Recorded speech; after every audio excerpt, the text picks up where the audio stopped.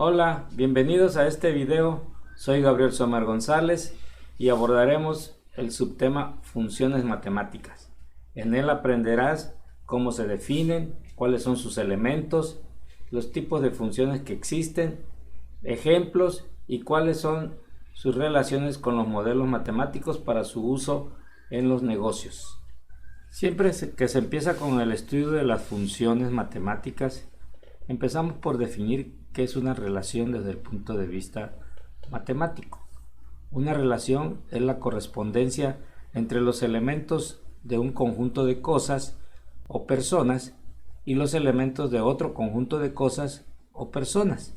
Por ejemplo, aquí tenemos la relación padre-hijo y vemos que hay tres padres, Pedro, Alfredo y Juan, y a Pedro le corresponde un solo hijo que es Miguel.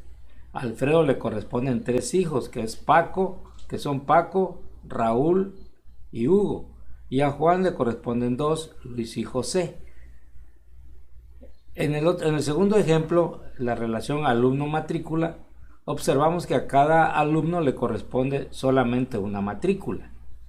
Y en el tercer ejemplo vemos que la relación huéspedes y número de habitación, y observamos que a cada habitación le corresponden tres huéspedes, o en el sentido contrario, a cada tres huéspedes le corresponde una habitación. Entonces las relaciones pueden ser de uno a uno o de uno a varios elementos de un conjunto con otro conjunto. Conociendo la definición de relación, podemos definir qué es una función matemática, ya que una función matemática es la relación en donde a cada elemento de un primer conjunto le corresponde uno y solamente un elemento del segundo conjunto. Así, por ejemplo, en la relación alumno-matrícula, observamos que a cada alumno le corresponde una matrícula, es decir, a cada elemento del primer conjunto le corresponde uno y solamente un elemento del segundo conjunto. Vemos en el segundo ejemplo, la relación huéspedes número de habitación. Vemos que a Paco, Luis y Hugo le corresponde una habitación. Y así observamos que a cada elemento del primer conjunto le corresponde uno y solamente un elemento del segundo conjunto. Sin embargo, en el tercer ejemplo, la relación padre-hijos, esta no es una función. ¿Por qué? Porque la relación que se establece acá es de que algunos padres le corresponden más de un hijo. Por ejemplo, a Juan le corresponden dos hijos y a Alfredo le corresponden tres. Así que a los elementos del primer conjunto no le corresponden uno y solamente un elemento del segundo, le corresponden más. Por lo tanto, no es una función, es simplemente una relación. Tenemos varias formas de presentar una función o representar una función. Tenemos la forma numérica, que lo podemos hacer a través de una tabla. Cuando, por ejemplo, tabulamos una ecuación para graficarla.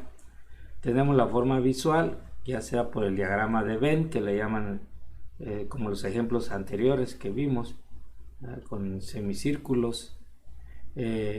Tenemos la forma gráfica a través de una gráfica con un sistema cartesiano. Tenemos la forma algebraica, que es a través de una fórmula, de una expresión algebraica. Y tenemos la forma verbal, que es un texto, que a través de palabras. Por ejemplo, la función de venta total, las ventas totales están relacionadas con el precio de venta y la cantidad vendida. Esa es una función, porque una función pues es una relación donde tenemos que relacionar una cosa con una o más cosas.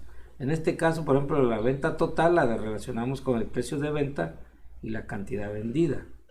Existe una analogía para entender bien la definición de función. Y se dice que una función es como un sistema productivo en donde existen entradas o insumos, el proceso y las salidas o productos. Los valores de entrada serían los insumos, los valores de salida o resultados serían los productos y la regla o función sería el proceso. Entonces, una función es como un sistema productivo, donde existen entradas, salidas y procesos. En este caso, ahí vemos esquemáticamente un ejemplo en donde están las entradas y las salidas y en medio están el proceso. Entonces, las entradas son los datos que proporcionamos para producir un resultado, y esas entradas o esos datos se procesan mediante una función, que en este caso la función es y igual a 3x más 2. Si x vale 0, por ejemplo, el resultado sería 2, o sea que la entrada sería 0 y el producto sería 2. Esto se obtiene mediante el proceso de sustituir x igual a 0 en la función, que es y igual a 3 por 0 más 2 y y igual a 2.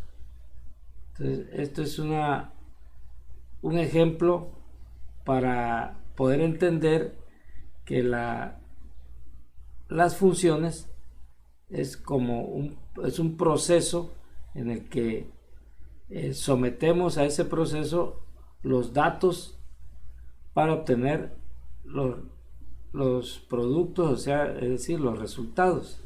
Las funciones tienen varios elementos. Siempre relacionamos los elementos de un conjunto con los elementos de un segundo conjunto. Los elementos del primer conjunto se le denomina dominio y los elementos del segundo conjunto se le denomina rango o contradominio. Es decir, que el dominio son los valores de entrada o los datos, son los valores del primer conjunto, los valores también de la variable independiente, y el rango o contradominio son los valores de salida o los resultados, los valores del segundo conjunto, los valores de la variable dependiente.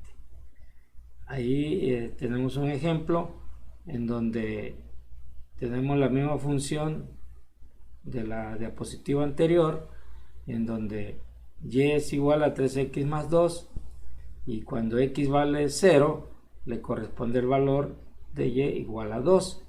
Cuando x vale 1, y vale 5.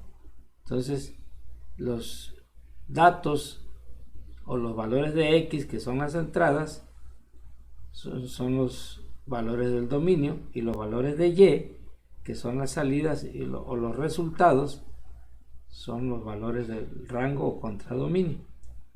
También en toda función expresada en forma algebraica, pues tenemos dos variables. Tenemos la variable dependiente y la variable independiente.